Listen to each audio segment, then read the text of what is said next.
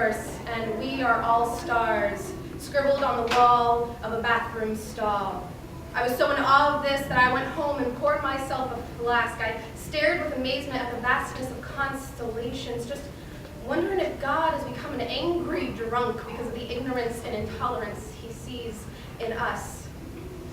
When I was a kid, I would sometimes secretly call myself Andrew, tug at the crotch of my pants the way only pubescent boys do, ran around pounding on my bare chest like Tarzan. It's not that I thought I'd grow up to be a man, I just never thought I'd grow up to be a woman either. From what I could tell, neither of those categories seemed to fit me. But believe me, I knew from a very young age never to say, "Hey, Dad, this Adam and Eve thing isn't really working for me. I mean, what about all the people in between?" In the 3rd grade, Lynette Lyons asked where all my Barbies were. I lied and told her that I'd gotten in trouble, so my mom took them away. I didn't dare say, "Lynette, Barbie sucks." And for that matter, Tommy, so does G.I. Joe. I want to grow into something none of us has ever seen before. And gender is just one of the ways we're boxed in and labeled before we're ever able to speak who we believe we are or who we dream will become, like drum beats forever changing their rhythm. I am living today as someone I had not yet become yesterday. And tonight, I will borrow only pieces of who I am today to carry with me to tomorrow. No, I'm not gay. No, I'm not straight, and I'm sure as hell not bisexual. Damn it, I am whoever I am when I am it. Loving whoever you are when the stars shine, and whoever you'll be when the sun rises. Yes, I like girls. Yes, I like boys. Yes, I like boys who like boys and girls who like girls. Girls who don't call themselves girls. Crew cuts or curls or that really bad hair phase in between. Tell me we'll be naming our children Beautiful and nothing else. Tell Barbie she can go now. Tell G.I. Joe to put his gun down and get a boyfriend. Or a girlfriend, or a girl/boyfriend. You know what, screw it, G.I. Joe just needs a friend. I mean, he's plastic, and not even the kind of plastic that bends. I want to bend in 1,000 directions, like the sun does, like love does, like time stops so the hands of the clock could hold each other. And we'll hold each other like I held these words for too many years on the tip of my tongue.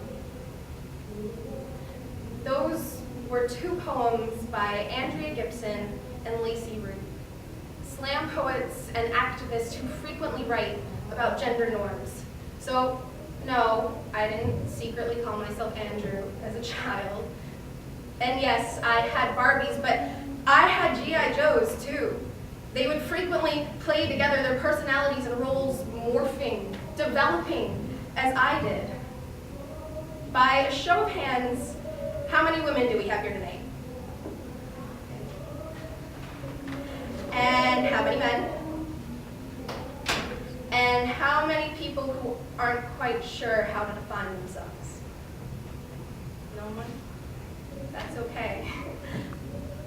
And of the women here, how many of you don't always quite feel like a woman? And I don't mean physically, I mean how many of you have felt at one time or another that you weren't quite up to scratch of what you believe a woman should be? It's okay. Yeah, same here.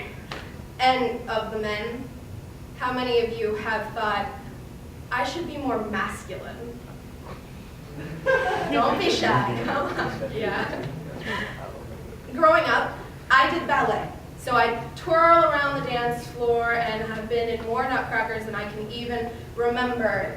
And seeing as dance was the main, only thing in my life back then, I was always surrounded by the company dancers, the professional dancers, both female and male. There's this stereotype that male ballet dancers are super feminine and always gay. But some of the manliest men I've ever known were also ballerinas.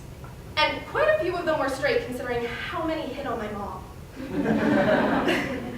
Despite my love for dance, I never considered myself a girly girl. My outfit of choice well into high school was my dad's old t-shirts and Converse. I would rant about makeup and what a lie it created. And now I wear it every day, so. I didn't understand back then that for some people it's more than makeup. It's war paint. That was until I met a young man named Tanner. Tanner would show up any chance he got, face done perfect, dressed to kill, and in heels that probably could. In the span that I knew him, he dated guys, he dated girls, he dated whoever the hell he wanted. Tanner never identified himself as male or female, straight or gay or bi. Tanner always just identified as Tanner. He never let anyone's opinion stop him from being who he wanted to be. If he wanted to put on a wig and heels, he did. If he wanted to wear a jersey and sneakers, he did. He never let anyone dictate who or how he should love. I spent years uncomfortable in my own skin. We are taught that girls wear pink and play with dolls, and boys wear blue and play with trucks, but what happens when you want to wear purple and have your Barbie drive in your Hot Wheels?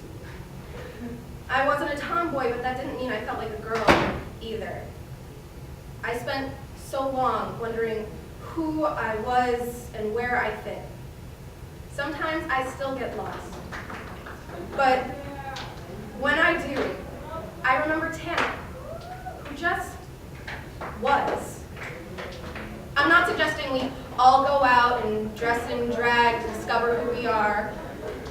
I mean, if you want to, please go ahead, do that. All I'm trying to say is, it's okay. You may not be the same person from day to day, and you might not always find love in the places you expect. But no matter how we identify, we're all still people. I am my mother's daughter. I am midnight sun. You can find me on the moon, waxing and waning, my heart full of petals, every single one begging. Love me. Love me. Love me. Whoever I am, whoever I become. I don't want to be distinguished as gay, straight, lesbian, dude, or dudette. Just human. Because gender really is a universe, and we need to accept that we are all but mere stars, a part of one great galaxy. Thank you.